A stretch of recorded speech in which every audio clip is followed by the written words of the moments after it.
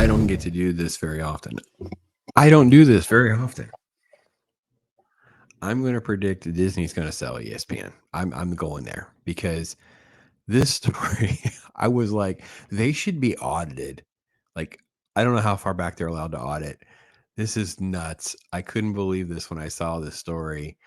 Um, ESPN is okay. How profitable is ESPN? Disney breaks out figures for the first time.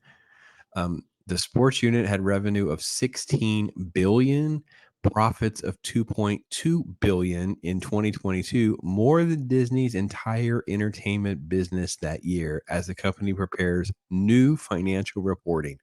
So what this is, in my opinion, and I wish I had time to get with Mexican Iron Man and others. I'm sure that Nick, you'll have Valiant Renegade and WDW Pro and other.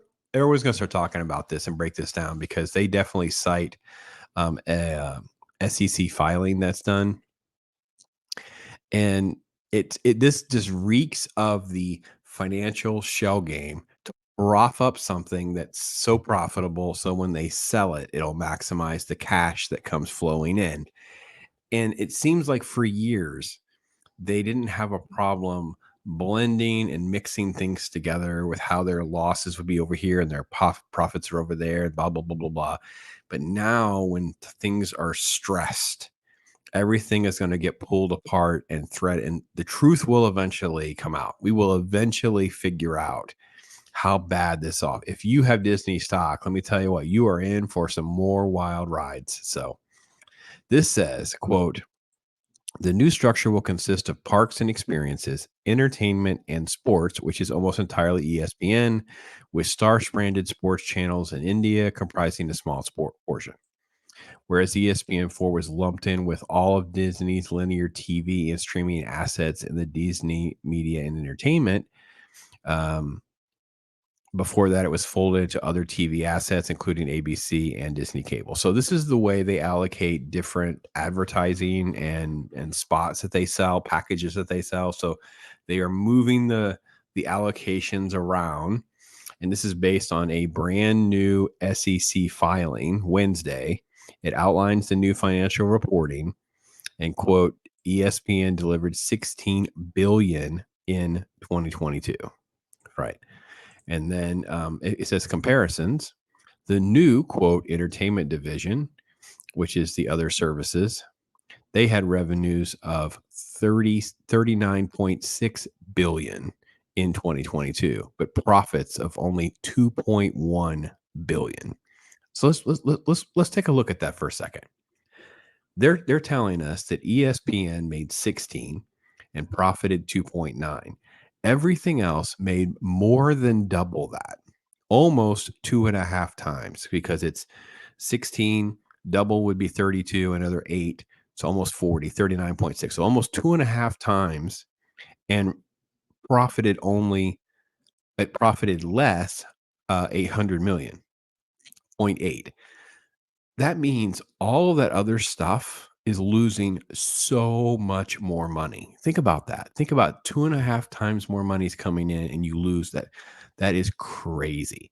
So to me, this just smells of propping ESPN up. All the rumors are going to come true with maybe it's not a complete one-for-one purchase with Amazon or something like that, but I can see some massive split licensing, some sort of massive deal coming that will give them a massive influx of cash flow to balance these books out a little bit better. That's just crazy. And this is the article. It's the article is pointing in completely the opposite direction. The article is saying the profit margin for ESPN underscores why the company seems intent on to keep it for the time being and why it's eager to cut a deal with Charter Communications and end its blackout. Well, they can't afford to have the blackout and lose out completely. So they had to get that back on the book. I just see this story as being a complete 180 degrees opposite to what they're saying. And maybe I'm 100%. This is not my area of expertise, but to me, this feels like, why would they put in all of their losses in one bucket and all their profits in when it was more like jumbled up before? Okay. Most of the ESPN's revenue came from a pay TV carriage fees, 10 billion, compared with advertising revenue of 4.4. So TV carriage fees is something that's coming to an end, right? Because we know most people are cutting their ties. Similar with the charter deal, you can start opting out of some of these bundles and that kind of thing. So that figure is on the decline, right? Okay. It's worth noting that before Disney began spending billions on streaming, the filing shows that its traditional entertainment business was very profitable. Wow.